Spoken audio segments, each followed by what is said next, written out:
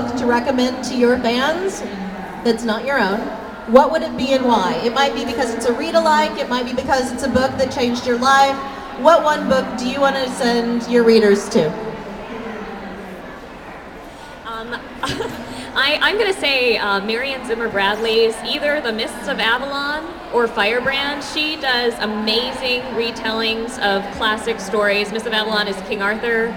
Firebrand is The Fall of Troy from a woman's perspective, a strong heroine's perspective, and her stories are amazing. The writing's beautiful, and her research is just spot on. They're really fantastic, magical stories. Well, my favorite book is Hunger Games, but my recommendation is that everyone go find a book by Jacqueline Moriarty. She's an Australian writer, and she has several books out. The most well-known is called The Year of Secret Assignments. And what is so amazing about her is, like, first of all, her humor is, like, absolutely brilliant. Like, I idolize how she writes funny. But her books are all in epistolary form. So they are in the form of letters or diary entries or memos or flyers from the school or random notes that somebody found on the, I mean, it's all like different kinds of things that you would find on paper or like type on a computer, like nothing in straight prose, and it's just brilliant. Well, I'll have to probably go there. If it's that go-to book to refer, I probably would say The Hunger Games because it was my first young adult novel I'd read in years aside of your.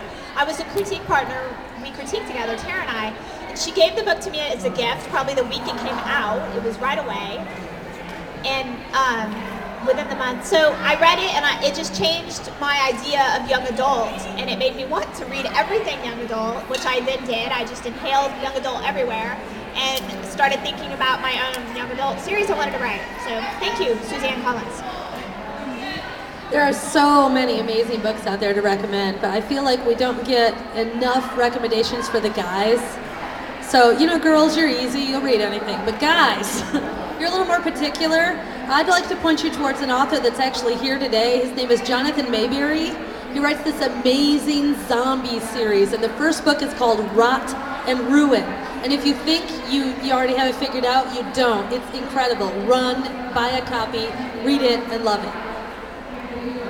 One of my favorite books to recommend when people say, like, what have I not heard of, is actually not young adult, and it's not even adult fiction. It's a graphic novel. And it's called Blankets by Craig Thompson. Has anyone read it?